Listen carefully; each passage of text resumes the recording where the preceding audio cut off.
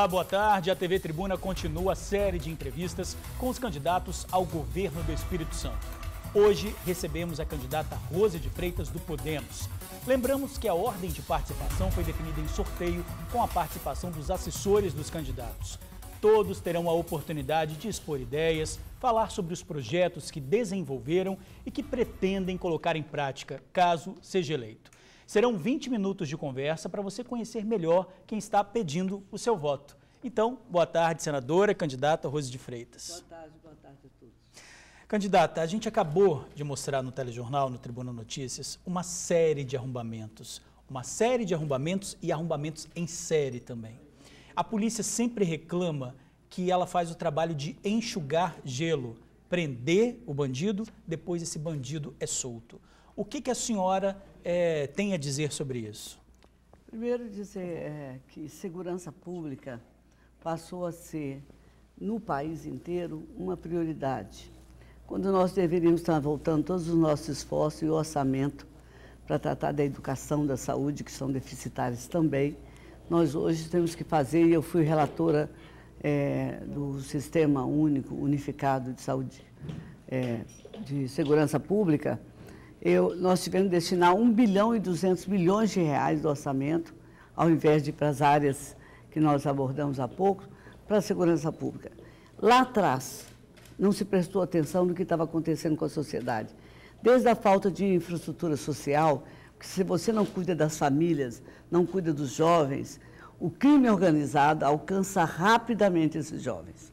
E o que proliferou e onde nós vimos acontecer, tudo isso que nós estamos todo dia e vocês noticiam, não tem um terço ou 2 terços do jornal, que seja escrito ou falado, dedicado à questão da criminalidade. O que eu tenho a dizer é que precisa reestruturar. Tem que começar do zero. Não é só colocar a polícia necessária na rua, mas é também cuidar da polícia. Né? A polícia mal remunerada, a polícia mal estruturada, ela não trabalha como deveria trabalhar, e mal aparelhada também. Hoje, recentemente, nós vimos que os criminosos subiram o Morro da Piedade, tiraram as famílias de dentro das suas casas. É inimaginável pensar que isso possa acontecer. Dizer, essa casa hoje me pertence. Ninguém atravessa mais a cidade, onde quer que seja. Chega no final da noite, as pessoas voltam para casa com medo. Eu acho que nós temos que cuidar. Pode me dar o microfone. O que aconteceu? Não, só pegar o microfone. Cuidar, a senhora, desculpa ter te interrompido, mas... Então... Pode repetir a pergunta? Está isso gravado? Não, é ao vivo. Então, ao vivo, nós vamos tentar falar diretamente sem o microfone, como ele falou aqui há pouco. Veja bem, se nós não estruturarmos a sociedade, onde quer que esteja, a pobreza, a deficiência de estrutura para a pessoa viver com dignidade, evidentemente que não tenho sombra de dúvida, as estatísticas estão mostrando, e drasticamente, que de 15 a 24 anos de idade, esses meninos já estão dentro da marginalidade. Os bandidos recrutam essa mão de obra, diante das dificuldades que nós temos de ver as nossas comunidades, os nossos municípios melhores atendidos. Eu acho que a segurança pública hoje é uma questão até de saúde, né? Porque o medo acaba destabilizando psicologicamente a todos. Então, nós temos que investir na segurança pública. Agora, não é mais de forma preventiva, que isso poderia ter acontecido antes. Agora é de forma de socorro, de emergência, para salvar a nossa população, que hoje está refém do crime. Candidata, o Atlas da Violência mostra que vem acontecendo uma redução gradativa no número de homicídios no Espírito Santo, desde 2006 até 2016, uma redução média de 37%. Como a senhora avalia essa queda e o que pretende fazer para continuar que esses índices caiam? Olha só, essa queda, aparentemente, nós poderíamos estar comemorando. Mas em relação, por exemplo, ao feminicídio, ela aumentou, a mortalidade de jovens aumentou. Nós temos um número, ele não tem maquiagem nenhuma, não. Foi isso mesmo que aconteceu. Mas nós estamos falando do período de 2006 a 2018. 12 anos, e a queda foi mínima. Na verdade, para você combater o crime organizado e fazer segurança pública, você tem que fazer um projeto de choque. Você tem que estruturar a polícia, estruturar a comunidade, abrir escolas, colocar esses adolescentes na escola, dar infraestrutura para as famílias cuidar dos seus filhos, desde a creche até a adolescência, e dar oportunidade de que eles tenham capacidade profissional para ser inseridos no mercado de trabalho e não vá se abraçar com o crime organizado. Candidata, falando em escola, eu queria que a senhora avaliasse o programa Escola Viva do governo, que é uma espécie, ou melhor, é um ensino em tempo integral. A senhora pretende continuar com esse avanço aqui no Espírito Santo? Avançar o número de escolas em tempo integral? Deixa eu te dizer uma coisa, a Escola de Tempo Integral é um programa também do governo federal.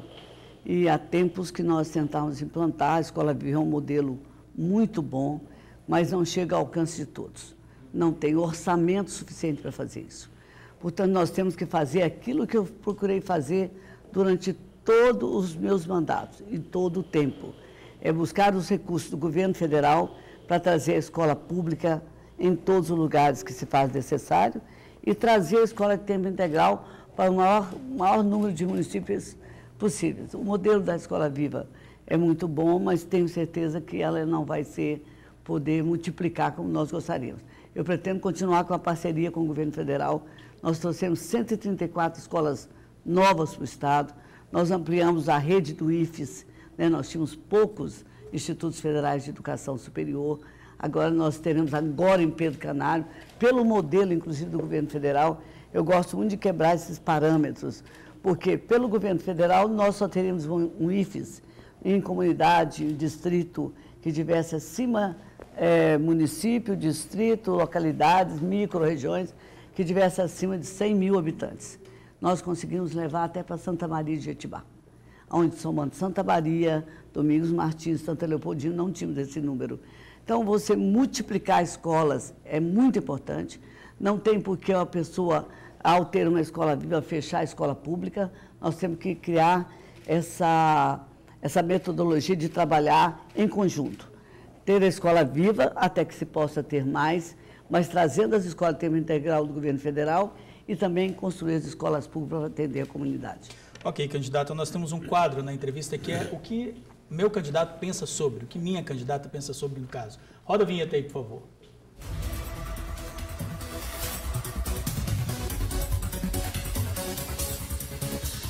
O que a Rose de Freitas pensa sobre a greve da PM em 2017?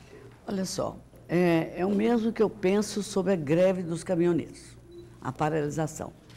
Todo governo que dialoga, ele tem mais capacidade de acertar. A polícia vinha dizendo há tempo as condições em que elas estavam trabalhando, tendo que trocar coletes para que pudesse um ter segurança no momento, outro ter em outro momento. A polícia vinha dizendo da irrisoriedade do seu salário. Vinha falando muito sobre a questão de não ter um auxílio transporte, um auxílio alimentação. Disseram que a polícia tinha o 5º melhor salário do Brasil quando era o último. Então, nós estamos falando de uma política desestruturada, com salários precários, com condições de trabalho precárias. A greve, do jeito que ela aconteceu, foi um drama para o país inteiro. Ninguém viu a escalada de violência que o povo capixaba viu em todos os lugares do Estado. Mas se tivéssemos sentado na mesa antes, conversado em tempo, nem a greve dos caminhoneiros, porque eu estava em Brasília e vi quantas vezes o movimento pedia, através das transportadoras, através do sindicato, federação, pedia diálogo para mostrar como estavam trabalhando.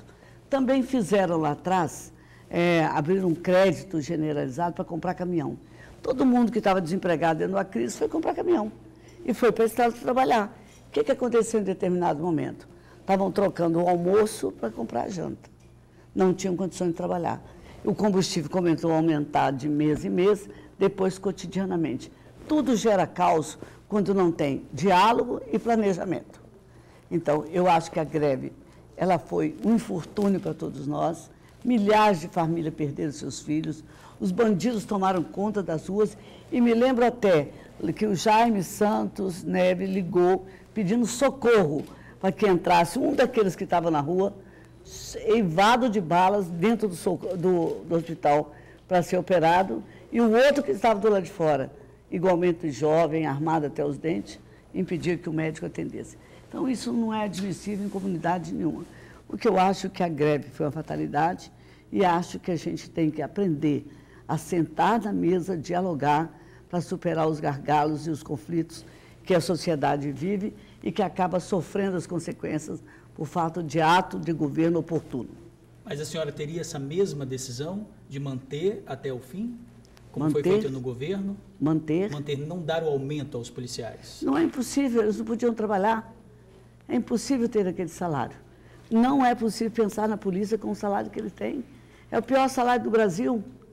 Como é que você pede a alguém que vá nos proteger na rua nas condições que os policiais trabalhavam? Eu, imediatamente, primeiro, eu sou de diálogo, né? Sou de conversa, nunca chego num município levando obras que não são necessárias, atendo o que a comunidade está solicitando e gosto de planejar as ações que me cabem no âmbito do governo federal em comum acordo e entendimento. Ok, candidata, sim, nós terminamos a primeira parte da nossa entrevista. Nós vamos para um intervalo, aguarde para continuar conhecendo melhor as propostas da candidata Rose de Freitas ao governo do estado. A gente já volta.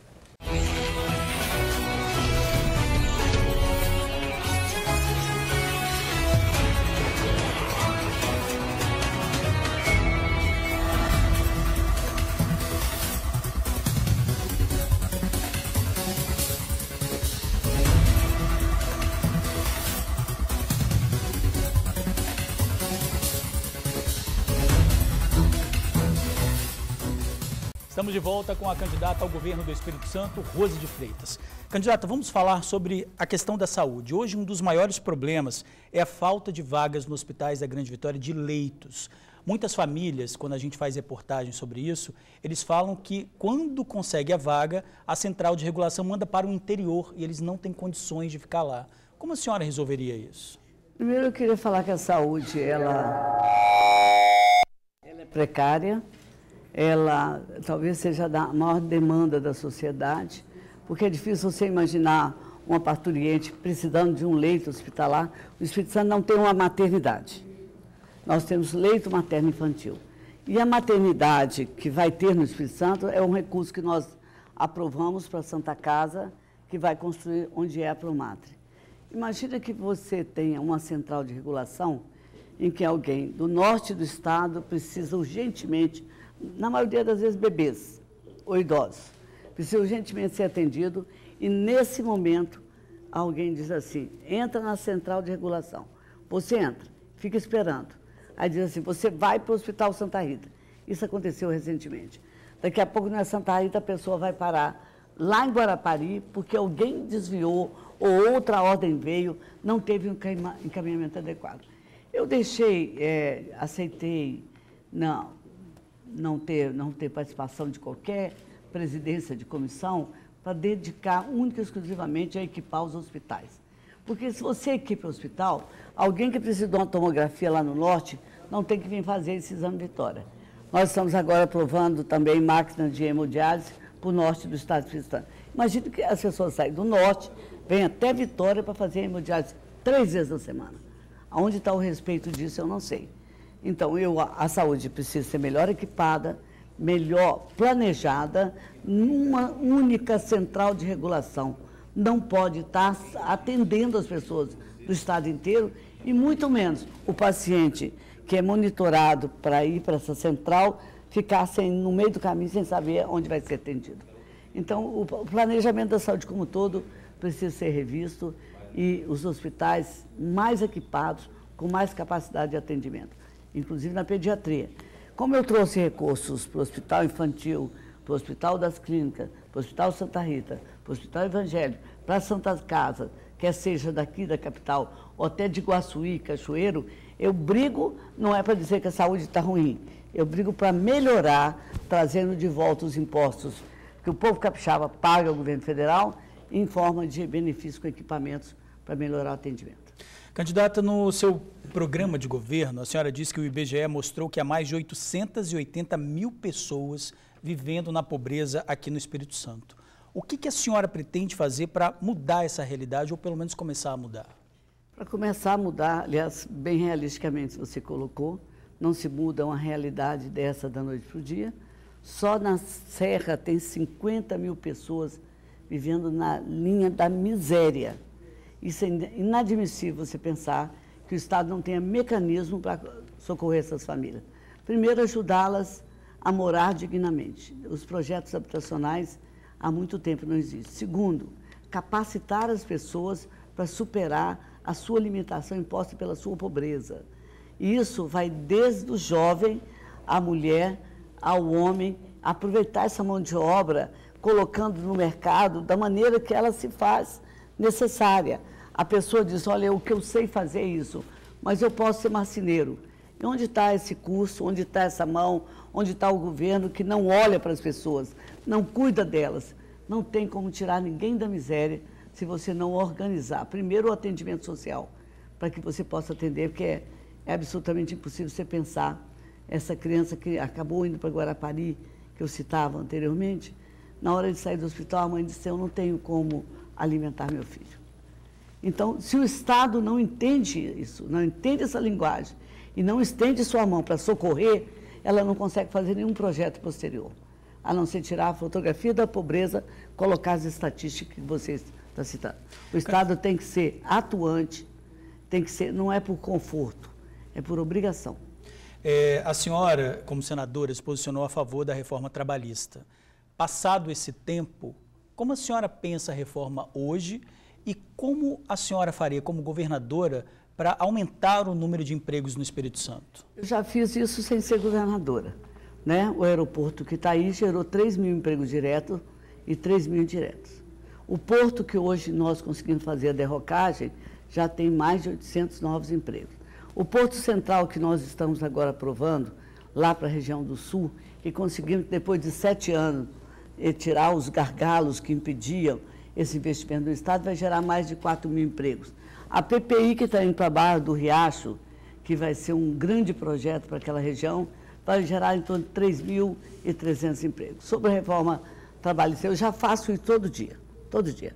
O IFES, que vai para Pedro Canário, que vai capacitar as pessoas, dar-lhes condições técnicas e profissionais de ficar no mercado de trabalho e não ver os filhos de Pedro Canário ter que ir para a Bahia para conseguir lá na celulose um trabalho. Nós pretendemos atrair investimento para o Estado. E atrair investimento requer parcerias. O Estado tem que sair dessa posição que nós temos que fazer, arrecadar e pagar.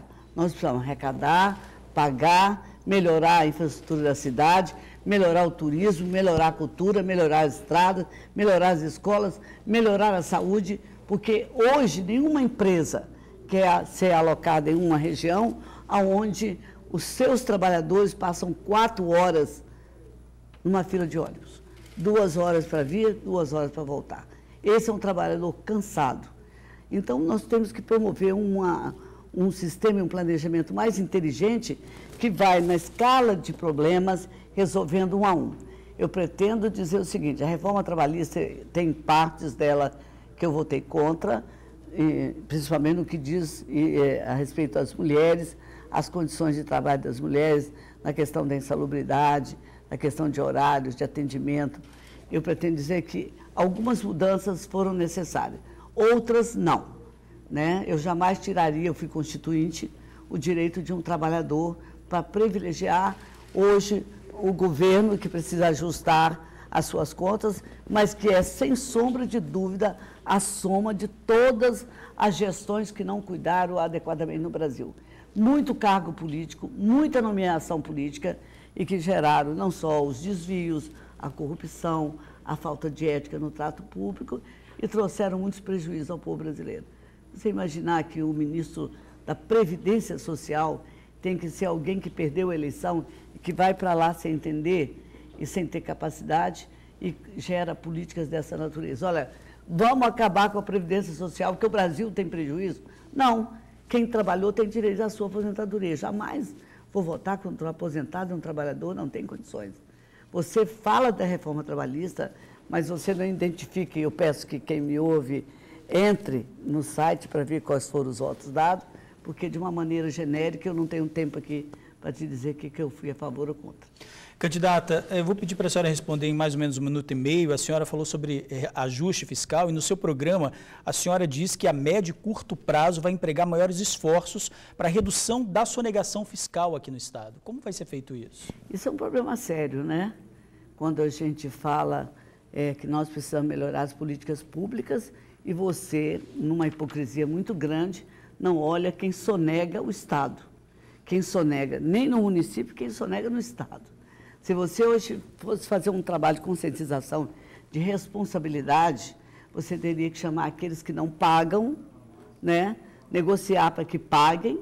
Às vezes, numa situação de crise, é mais difícil pagar integralmente, mas vamos voltar à mesa de diálogo e negociação para que a gente possa ter de novo esse dinheiro no caixa.